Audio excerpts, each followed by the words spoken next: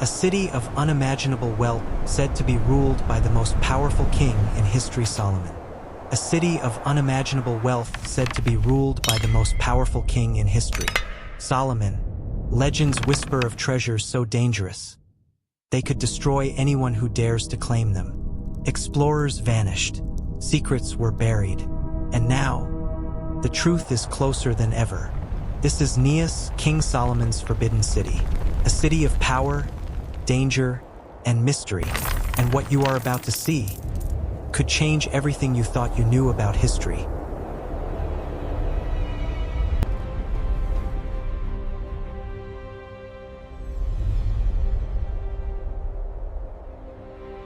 There is a city wrapped in legend, a place where it is said that the prophet Solomon, peace be upon him, commanded the jinn to build a great fortress deep within the sea of darkness. This was no ordinary city.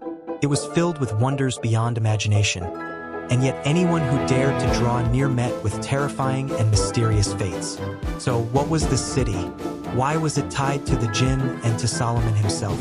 What secrets does it hide? And who was the man who actually set foot inside and lived to tell the tale? Historians gave it a name, the City of Brass. They wrote that inside its walls lay treasures the likes of which no human had ever seen. Endless gold, glittering jewels, dazzling diamonds, and stones more precious than the mind could fathom. Yet, though this city was filled with unimaginable wealth, it was also cursed. Anyone who tried to enter never returned. But who built this city? Here the historians disagree. Some claimed it was Tulkarnain, the mighty ruler mentioned in the Quran, who filled it with the treasures of the world. Others argued it was Solomon himself, who commanded the jinn to construct it as a storehouse for his riches and secrets. Most accounts lean toward the second view, that this was Solomon's city, built by the jinn. And that raises a troubling question. Solomon was given a kingdom unlike any other in history, one filled with power, knowledge, and treasures. So where did it all go? Why have his riches vanished without a trace, leaving behind only whispers of this mysterious city? For centuries, the truth was buried. Only one Muslim man, a traveler, managed to reach the city and describe what he saw with his own eyes. But before we reveal who he was, let's go back to where the story first resurfaced. The court of the Umayyad Caliph Abdul Malik ibn Marwan. The caliph sat surrounded by his ministers and advisors when a man named Talib ibn Saul stood up and said, "Shall I tell you about the city that still remains? The city said to have belonged to Solomon, the prophet of God?" The caliph was stunned. Could such a thing truly exist? Could part of Solomon's kingdom still stand hidden in the world? He leaned forward and ordered, "Speak, Talib, tell me everything." Talib began. A group of sailors once set out on a long journey until they reached a strange island. While fishing along its shores, they stumbled upon a sealed copper vessel. When they opened it, a powerful jinn erupted from within, crying out, "Forgive me, O prophet of God Solomon, forgive me." But when he realized Solomon was no longer there, the jinn vanished in an instant. The caliph was both fascinated and unsettled by the tale. He commanded at once that the vessel be brought to him. Then he sent a letter to his brother, Abdul Aziz ibn Marwan, the governor of Egypt. "O son of my mother," he wrote, "I send to you Talib ibn Saul on a mission of great importance. Aid him well." When Talib delivered the letter, Abdul Aziz listened carefully. He said, "There is only one man suited for such a mission, Musa ibn Nusair. He knows the routes of these distant lands, their dangers, and their hidden places. I will write to him on your behalf." When Musa ibn Nusair received the letter, he wasted no time. He accepted the caliph's command, handed authority of his province to his son Harun, and began assembling an expedition. He gathered his wisest ministers, his strongest companions, and among them a skilled guide named Abdul Samad ibn Abdul Qudus, a man who knew the maps and the hidden paths of the desert. With Talib ibn Saul at his side, along with soldiers, translators, and servants, they prepared to set out on a journey into the unknown, a journey toward the mysterious city of Brass. The army set out across the vast desert, its golden sands stretching endlessly beneath the blazing sun. Days turned into weeks, and their provisions began to dwindle. Men grew weary, their lips cracked from thirst, their camels stumbling beneath the weight of the journey. But still, Musa ibn Nusayr pressed on, guided by Abdul Samad. For he knew that beyond these shifting dunes lay secrets that had been hidden for centuries. At last, they reached a strange land, a place unlike any they had ever seen. The ground shimmered with copper and brass, the air heavy with an otherworldly stillness. And there, rising out of the desert like a vision from a dream, they saw it, the city of brass. Its walls glowed in the sunlight as if cast from molten metal. Towers of copper gleamed like fire, gates sealed shut by hands unseen. The men stopped in awe, their hearts trembling. Was this truly the city built by the jinn under Solomon's command? As they approached the gates, they called out, hoping someone would answer. But no sound came, no footsteps, no voices, no life. The only reply was the whistling wind as it brushed against the metal walls.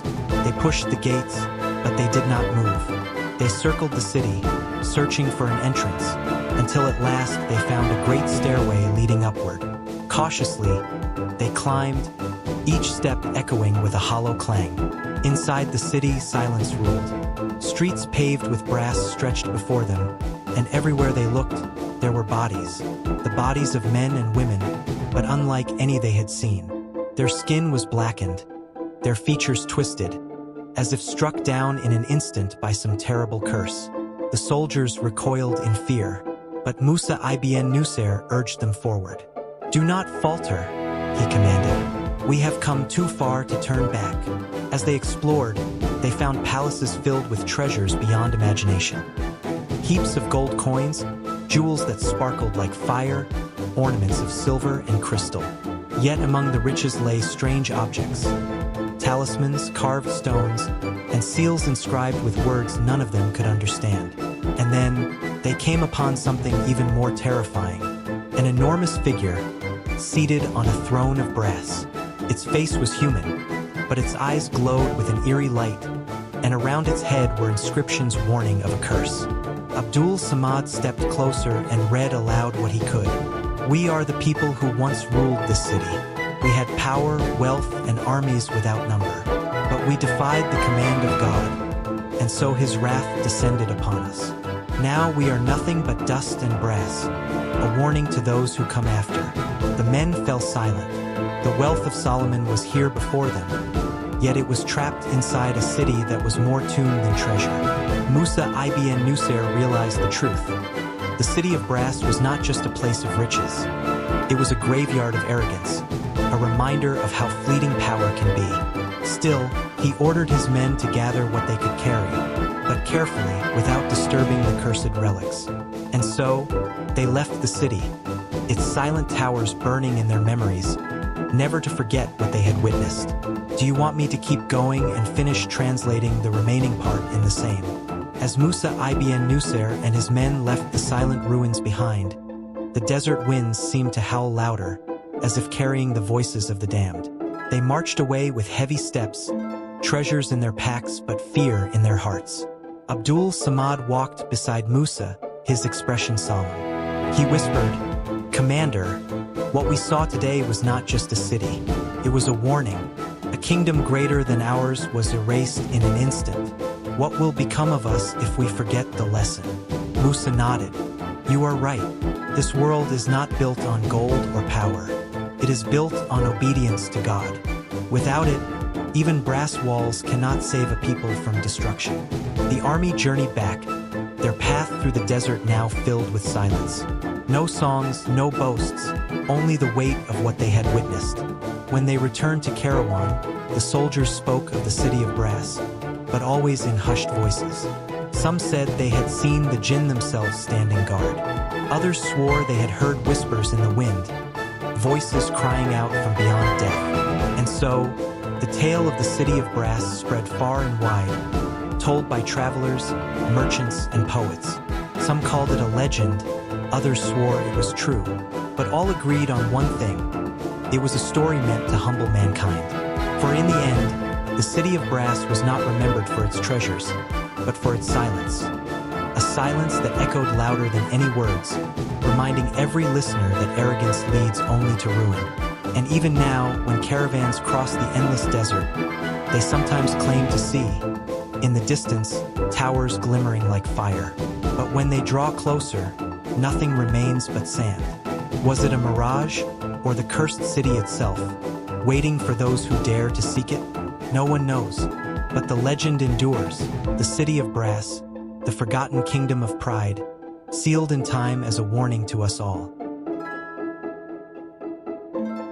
For more epic stories lost in the sands of time, subscribe to Beyond Time and unlock history's greatest secrets.